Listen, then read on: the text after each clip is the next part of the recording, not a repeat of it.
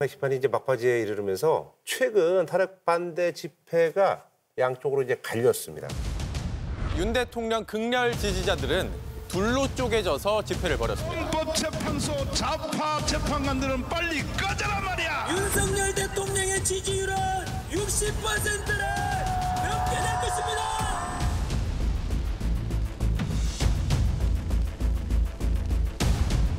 손현보 목사님 뒤에는 지금요 그 회장이 있다니까요.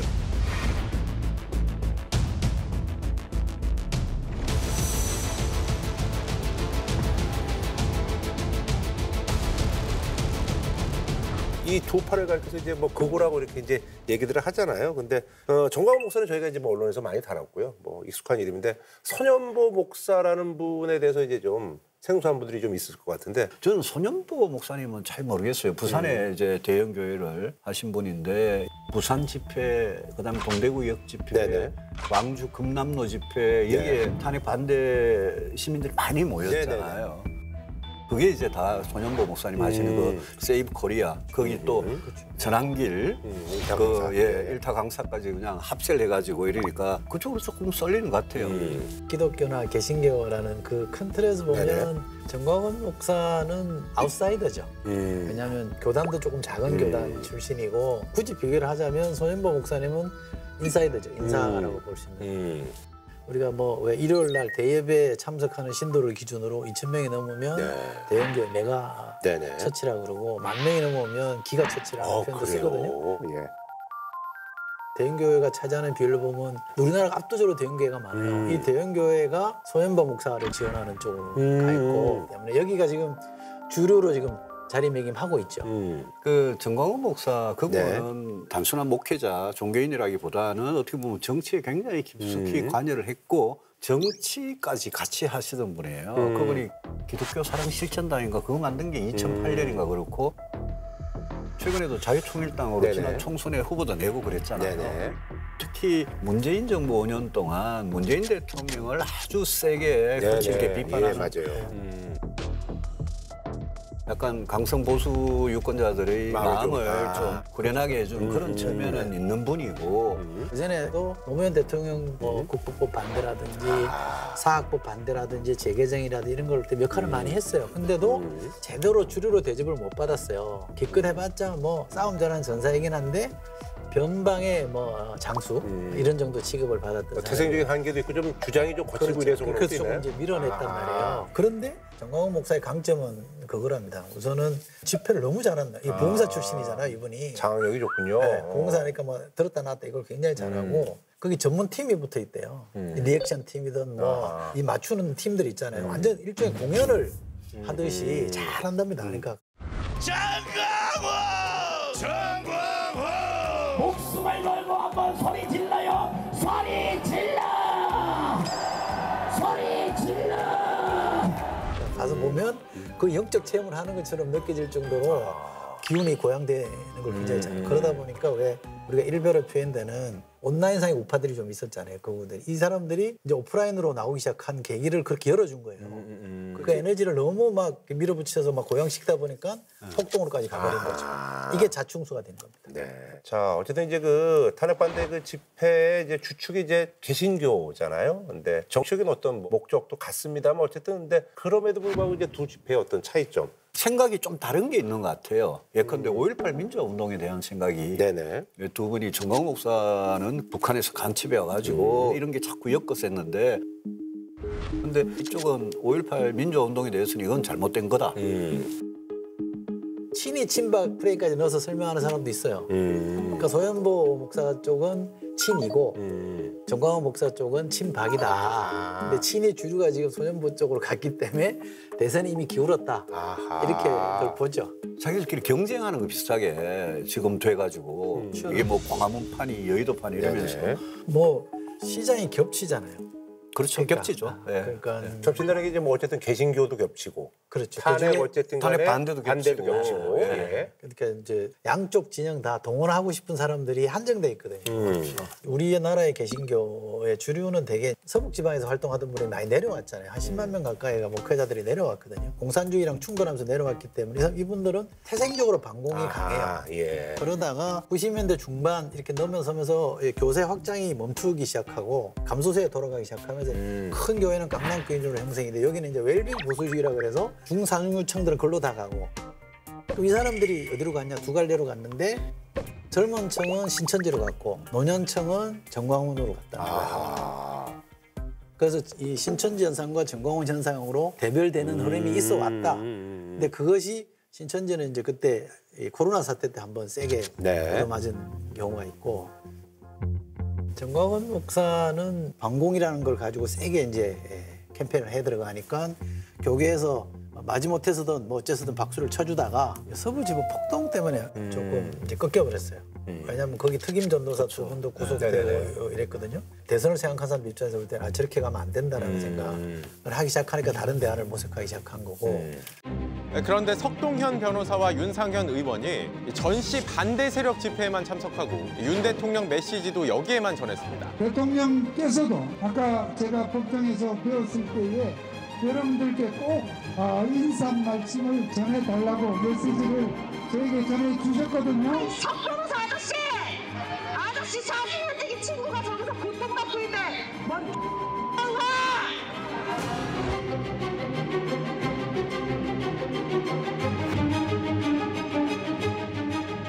소행부터 갈 수밖에 없는 흐름이라 조금 더 요건 지켜봐야 될 것 같아요. 저 탄핵학만 박사인 줄 알았더니 굉장히 많이 하시네.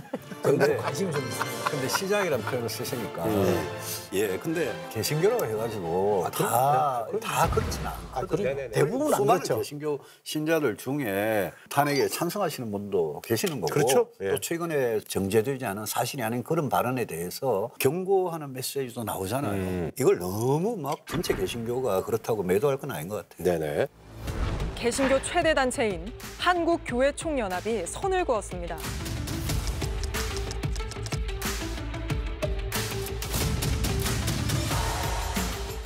아니 그래서 이제 최근에 뭐 서울대 또 고려대에서도 탄핵 반대 시국 선언이 열렸는데요. 그날 또 마침 이제 또 졸업식 뭐 사진 촬영이 있었나 봐요. 그리고 또 인파가 많이 몰렸는데.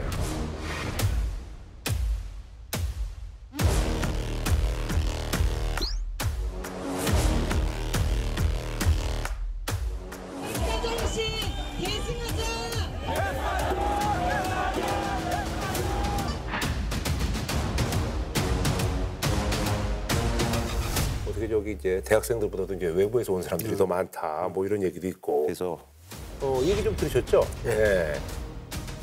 민폐죠. 축하하러 와서 사진 찍고 꽃다발 주면서 화기애애한 그 분위기에 거기서 막 뭐 구호 외치고 그 행패짓이거든요. 그게 폐악질이에요. 저는 대학생들이 탄핵에 대한 찬성 반대 입장을 그렇게 캠퍼스 안에서 저는 밝힐 수 있다고 생각해요. 그거야 뭐 자유로운 거고 충분히 의견을 개진할 수 있는데 방금 말씀하신 대로 외부 인사들이 그 대학 캠퍼스 안에까지 가가지고 그거 딱 보니까 그렇더라고요. 진짜. 대학생이 아니죠. 대학생 아니에요. 그래서 안타까운 사고로 죽은 것을 영화에 선동하고 저런 분들이 교원에 와가지고 한번 외부인들이 와가지고 이러는 거는 좀 제재를 해야 되나 이런 움직임도 있다고 들었거든요. 찬성하는 쪽든 반대하는 쪽이든 같이 이렇게 막 뒤엉켜서 혼전을 벌이면 둘 다 싫다 이렇게 가는 거잖아요. 옥석이 구분이 안 되고. 네네. 그게 아마 그분들이 원하는 목표인지는 모르겠으나 그야말로 이거는 민폐고 행패죠. 이렇게 하면 안 되죠. 네네. 알겠습니다.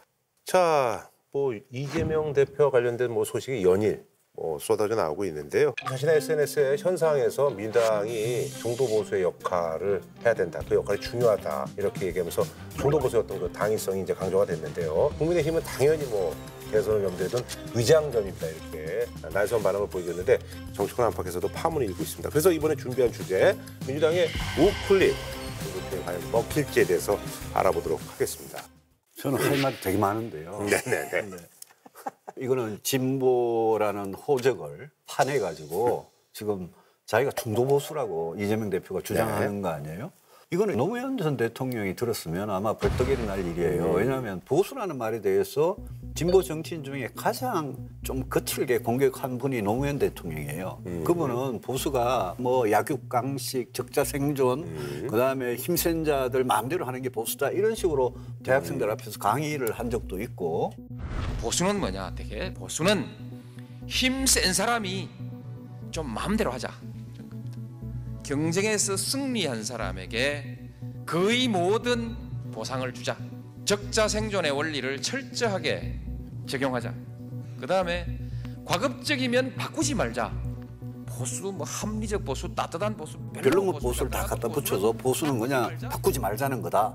이렇게 노무현 대통령은 보수란 말을 진짜 싫어했던 것 같아요. 근데 이재명 대표는 본인이 이제 보수라 그러잖아요. 이거는 이런 거죠. 지금 이렇게 왼쪽 집하고 오른쪽 집이 있는데 왼쪽 집 사람이 오른쪽 집이 비어 있어요. 그러니까 오른쪽 집에 와가지고 그냥 빈집털이를 막 하는 거예요, 지금. 그러면서 그럼 오른쪽 집 사람들 어디 갔느냐. 전부 다 왜 목사님 집회에 가 계시는 거예요, 지금. 그래서 지금 이재명 대표가 아주 약삭 빠르게 치고 들어오는 거거든요. 우리가 집 비운 사이에 우리 집 다 털리게 생겼어요. 근데 이거는 집을 비워버렸잖아요. 국민의힘이 집을 비우고 딴 데 가버렸거든요. 맞아요. 그러니까 그럼 그 집에 살던 사람들 다 나가버렸으니까 그러면 그 당을 통해서 뭔가 자기의 정치 욕구를 표현하려고 했던 사람들은 좀 황당하게 되는 거잖아요. 매개가 없어져서 창구가 없어져 버렸어요. 그러니까 국민의힘을 지지하면서 이제 탄핵은 찬성하는 거죠. 그렇죠. 그냥 보수, 극우가 아니라 보수 성향을 가진 사람들은 황당하게 돼 있는 거예요. 그러니까 이재명 대표가 걱정하지 마세요. 제가 여러분들까지 대표하겠습니다라고 하는 거는 어떻게 보면 자신감의 표현이고 저 사람들이 집 버리고 나간 걸 세상 강조하는 그런 측면도 있는 거잖아요. 무슨 그 책임이 큰 거죠.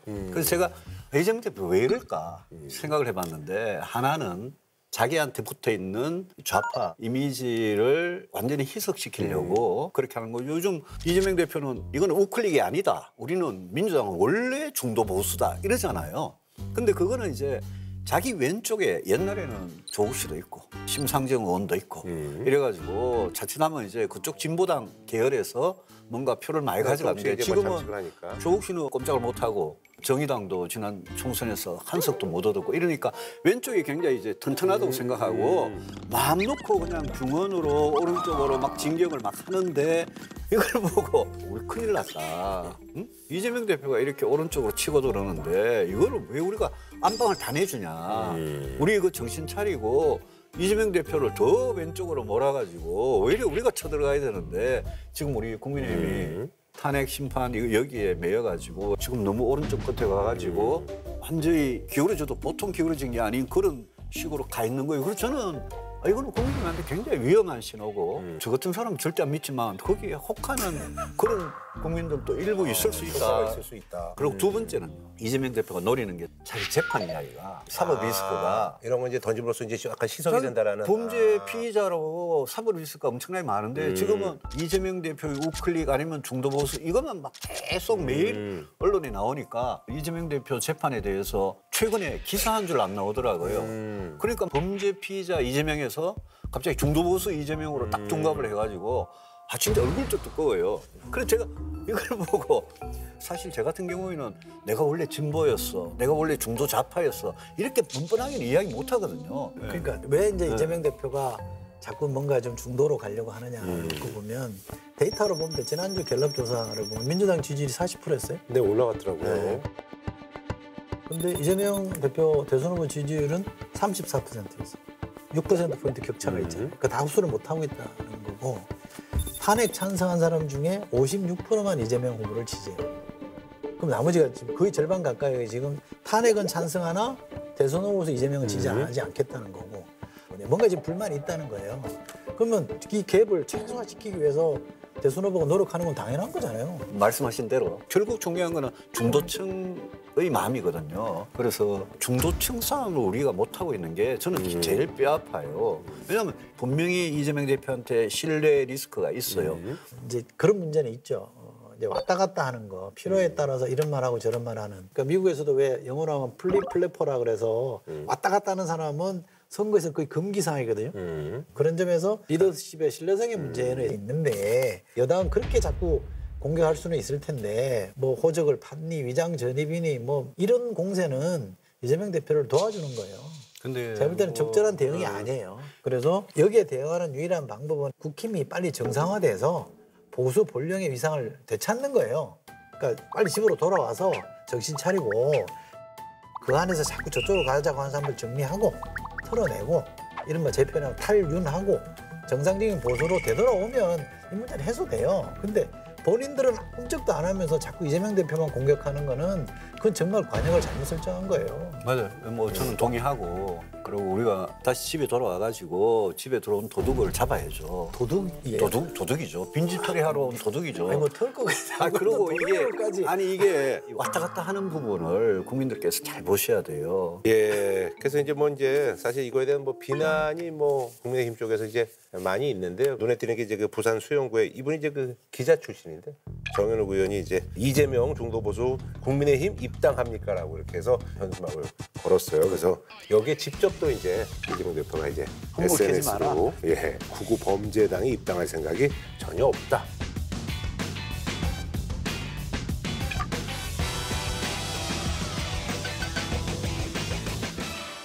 이재명 대표 입에서 범죄라는 이야기 나오는 것도 참 듣기 거북해요. 왜요? 아니, 범죄 혐의자가 팩트는 맞잖아요. 수많은 범죄 혐의자가 무슨 범죄 정당이라고 그래요. 여기는 혐의.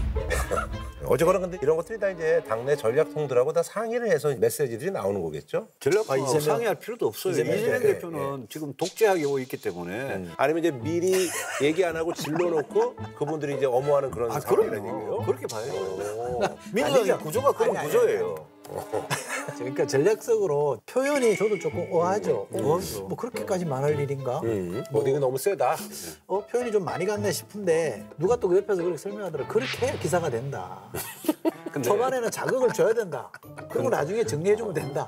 근데 이게 다른 후보는 몰라도 이재명 대표는 진보다 보수다 이런 철학 자체가 원래 없었던 민주당의 약간 이단화 같은 측면은 있었을지 몰라요. 근데 그동안은 민주당이 살아남기 위해서 누구보다도 진보적인 외교 안보나 경제나 이런 걸 많이 이야기하다가 이제 선거가 있을지도 모르는 이 대목에 와가지고 갑자기 우클릭하니까 거기에 이제 경제 성장 이야기하고 상속세 이야기하고 근로소득세 이야기하고 뭐 별별 이야기 다 하잖아요. 심지어 안보 분야까지도 민주당이 이제까지 핵 문제에 대해서 갖고 있었던 그 아주 강고한 입장이 있었거든요.